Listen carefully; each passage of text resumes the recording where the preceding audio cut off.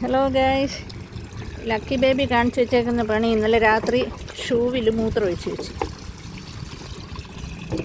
ഉണ്ടോ. എന്നിട്ട് വന്ന് നിൽക്കുന്ന നിപ്പ് നോക്ക്.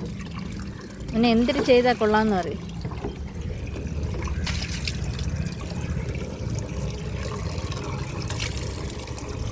ഇപ്പം വെയിലുള്ളത് കൊണ്ട് പിന്നെ കുഴപ്പമില്ല. ചെറുക്കൻ ഇങ്ങനത്തെ കുണ്ടണികളാണ് കാണിച്ചു വെക്കുന്നത്.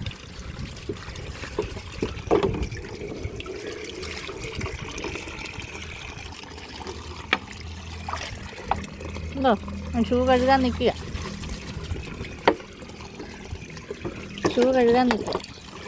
നോക്ക് എങ്ങനെയാണ് വന്ന് നോക്കുന്നതെന്ന് നോക്ക്. ഷൂ കഴുകുന്നു. ഇവനെ എന്തിട്ട് ചെയ്യണം എന്നോട്ട് കാര്യം നിങ്ങൾ പറയും. ഇവനെ എന്തിട്ട് ചെയ്യണം?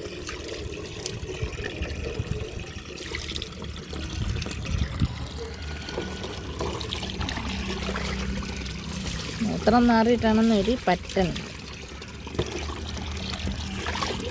എന്നിട്ട് നിൽക്കുക, വലിയ ആളായി മുതലാളി കളിച്ച് നിൽക്കുക, എന്നെക്കൊണ്ട് ജോലി ചെയ്യിപ്പിക്കുക. കണ്ട നിൽക്കുന്നതൊക്കെ എവിടെയാണെന്ന്.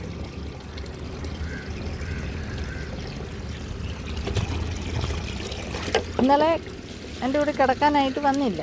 ഹാളിൽ സെറ്റിയിൽ കിടക്കുകയായിരുന്നു. നോക്ക്, കാണിക്കുന്ന വേലത്തരം നോക്ക്.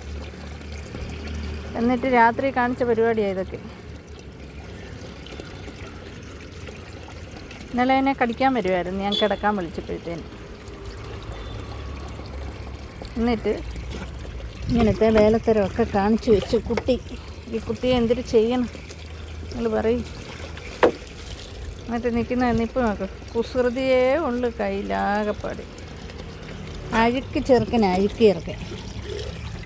ആർക്കെങ്കിലും വേണമെങ്കിൽ പറഞ്ഞോ, ഞാൻ തന്നേക്കാം കേട്ടോ. എനിക്ക് വേണ്ടാത്തതുണ്ട്. കണ്ട കാണിക്കുന്നത് കുണ്ടണി.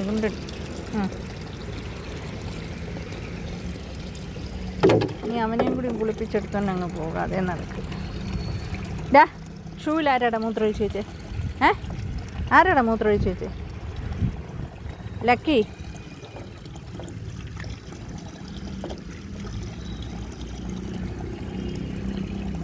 അങ്ങനെ ഞാൻ കൊണ്ടേ കളയാൻ പോവാണ് ഗൈസ്.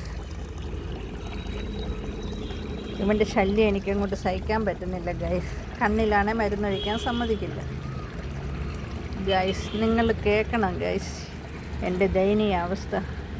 നോക്ക്, കാലത്തെ ഷൂ കഴുകേണ്ട ഗതികേട് വന്നു. ഇവനെ എന്നാ ചെയ്യണം? ഇവനെ ഇന്നലെ പല്ലും കിരിച്ചു പിടിച്ചുകൊണ്ടാണ് എന്നെ കടിക്കാൻ വന്നത്.